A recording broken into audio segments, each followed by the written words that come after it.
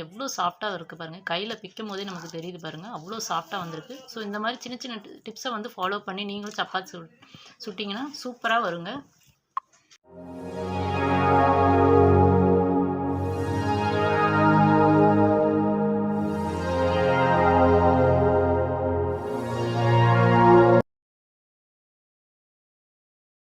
Hi friends, welcome to D3 channel.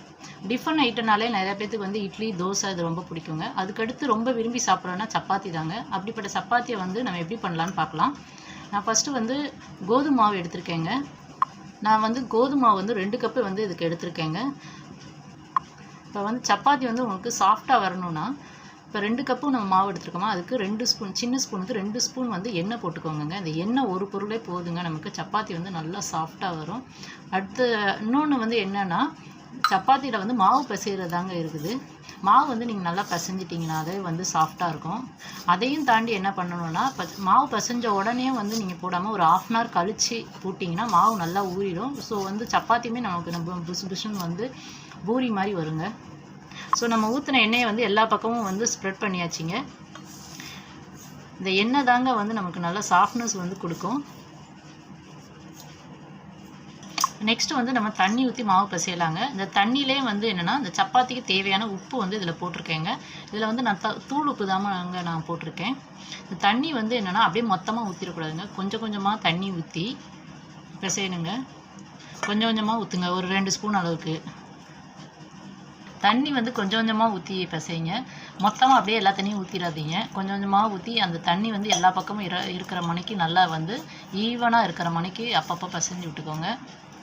நீங்கள் எந்த அளவுக்கு வந்து மாவு நல்லா பிசைகிறீங்களோ அந்த அளவுக்கு வந்து சப்பாத்தி வந்து உங்களுக்கு சூப்பராக இருக்குங்க. ஸோ மாவு பிசைகிறதுல இன்னொன்று இருக்குங்க நமக்கு.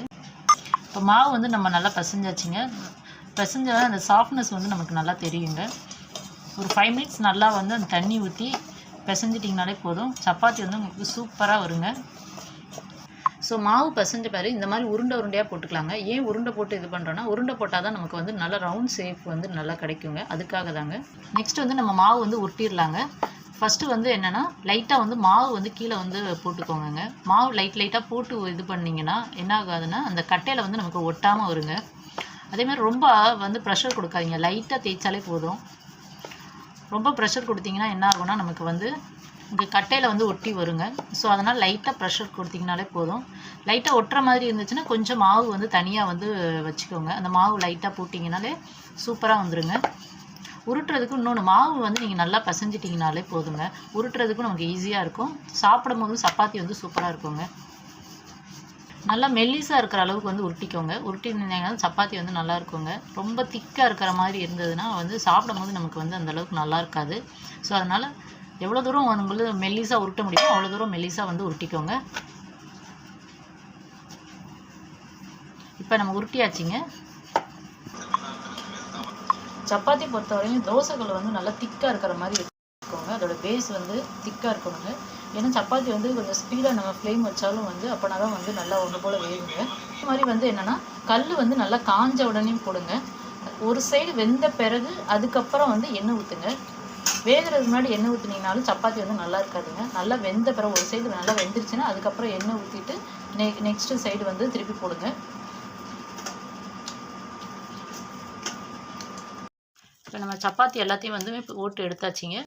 நாங்கள் போடுற வீடியோலாம் உங்களுக்கு பிடிச்சிருந்தா லைக் பண்ணுங்கள். உங்கள் ஃப்ரெண்ட்ஸ் அண்டு ரிலேட்டிவ்க்கு ஷேர் பண்ணுங்கள். நாங்கள் வந்து civil works and renovation works வந்து பண்ணிக்கிட்டு இருக்கோம். அண்ட் ஆல்சோ பில்டிங் வந்து நியூவாக கன்ஸ்ட்ரக்ட் பண்ணுறதுனாலும் பண்ணிக்கிட்டு இருக்கோம். ஸோ உங்களுக்கு இஃப் யூ ஆர் இன்ட்ரெஸ்டட் இருந்ததுன்னா நாங்கள் டிஸ்கிரிப்ஷனில் வந்து ஃபோன் நம்பர் கொடுத்துருக்கோம். ஏதாவது ஒர்க் இருந்ததுன்னா நீங்கள் வந்து காண்டாக்ட் பண்ணுங்கள். Thank you so much.